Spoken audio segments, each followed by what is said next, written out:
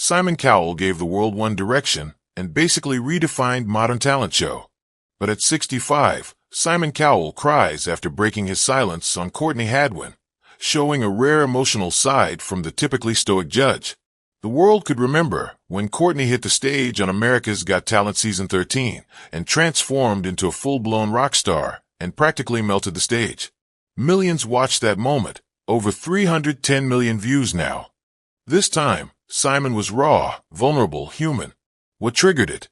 So stick with me, because we're unpacking everything. Let's get into it. Courtney Hadwin's rise to fame. Courtney Hadwin's musical journey didn't start under bright lights or on a massive stage. It began in the quiet corners of northeast England, in a small village called Heselden, where she was born in 2004. From a young age, people around her started noticing something different. Teachers at Shotton Hall Academy said they could tell she wasn't just another student with a hobby. There was something magnetic about her.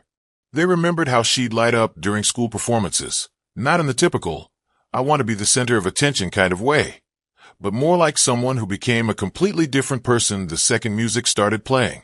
Can someone so young truly tap into the soul of rock and roll legends? That's exactly the kind of question people were asking as Courtney's voice, raspy, powerful, and far beyond her years, began to shake up local stages. At 65, the man who's made a career out of tearing people apart with one raised eyebrow just broke his silence on Courtney Hadwin. And trust me, what he said will leave you stunned. What made the world's toughest judge finally choke up, and why now? Stick around, because the way this story ends will give you chills.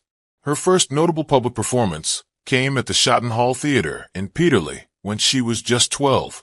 Locals who were in the audience at the time still recall how her voice seemed to punch through the air with a confidence that didn't match her shy demeanor. It was one of those moments where you could almost hear people whispering to each other, "Who is this girl?"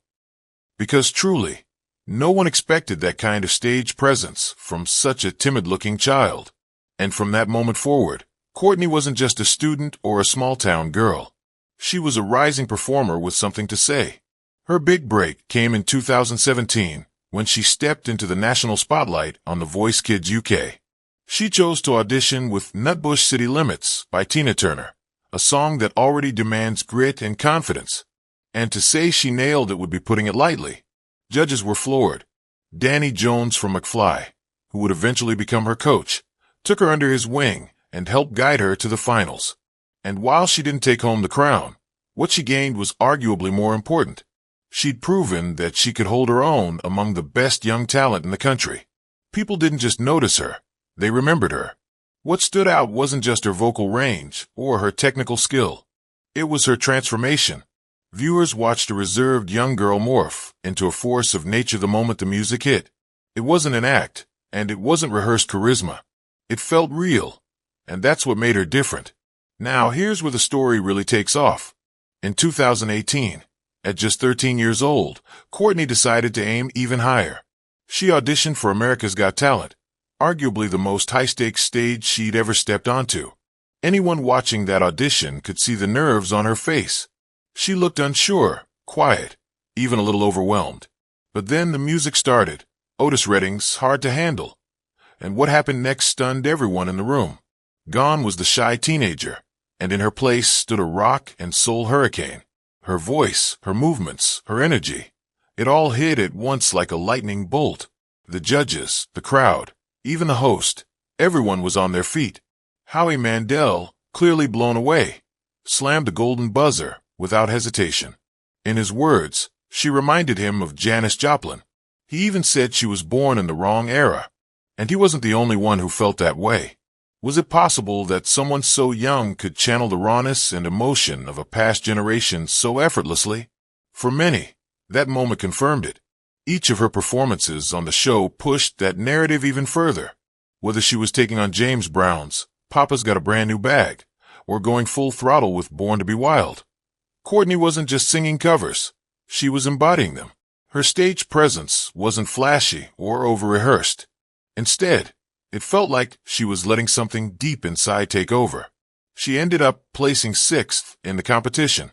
But let's be honest, winning wasn't the point. Her time on the show did something more meaningful. It sparked a conversation. Who was this girl with the voice of a legend? And where would she go from here?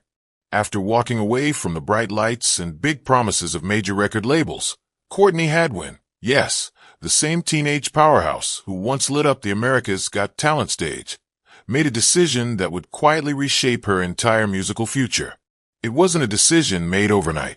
It wasn't driven by fame or fortune. It was about something much deeper, more personal, creative freedom. Isn't that what every true artist really craves? At the end of the day, Courtney, whose gravelly voice and electrifying performances once stunned the world and made Simon Cowell do a double take, had initially signed with Psycho Music and Arista Records. It seemed like the dream deal every up-and-coming musician hopes for. But behind the scenes, all wasn't as glamorous as it appeared. In an honest moment during a recent interview, she reflected on those early years, saying she had gone through a load of obstacles from the age of just 13. Imagine being that young and already trying to navigate not just growing up, but the often soul-crushing machinery of the music industry. She shared that after bouncing through a couple of record deals, she came to the painful realization that the labels didn't quite know what to do with her. They couldn't seem to figure her out, and rather than take the time to nurture her unique voice, they tried to squeeze her into a cookie-cutter pop mold. Isn't that the classic story? With so many talented artists being told they're too different to sell? One moment that really stuck with her was the treatment of her song Monsters. She had written it back in 2019 or 2020, pouring her raw emotions into it. But the label, in what seemed like a standard industry response, rejected it because it wasn't pop enough. That must have been tough to hear, being told. Your art isn't marketable simply because it doesn't fit into someone else's definition of success. But instead of shrinking back, Courtney began to rethink everything. She wasn't going to keep creating music to meet expectations that weren't even hers in the first place. So what did she do? She broke free. She made the bold choice to go independent. No more executives. Over the course of 2023, she didn't just dip her toes into independence. She dove in headfirst. One by one, she dropped single after single. That Girl Don't Live Here in April, Call Me Back in July, Monsters in September, and Christmas Rocks in November. Each track stood as a personal declaration saying, "This is me." Unfiltered, unpolished by anyone else's standards. A big part of this new chapter came down to collaboration, not with corporate entities, but with real people who understood her. One of those people was Kevin Bowe, a seasoned songwriter and producer whom she met during her period of self-discovery. Together, they dug through the songs that had once been thrown out like yesterday's trash. And wouldn't you know it, among those so-called rubbish tracks was Monsters, which they decided to breathe life into again. As soon as I became independent, she recalled, Kevin jumped into that rubbish pile to bring the song back out to play. We loved it so much. Isn't it funny how some of the best things come back around when you finally believe in them again? And the fans, they didn't just nod politely. They cheered her on with open arms. The very same Monsters that was once brushed off by label execs ended up climbing to number 19 on Billboard's Hard Rock Digital Song Sales chart in October 2023.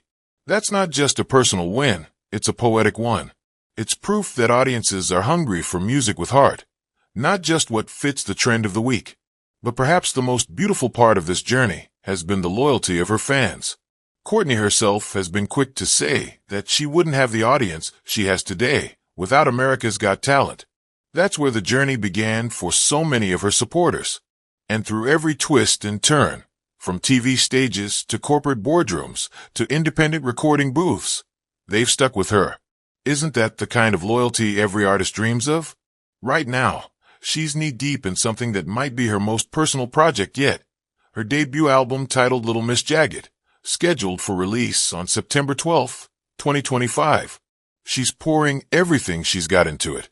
Her passion, her experiences, and her genre-blending style that brings together the punch of rock, the emotion of soul, the groove of blues, and the catchiness of pop, all wrapped up in that unmistakable Courtney Hadwin voice that can't be replicated.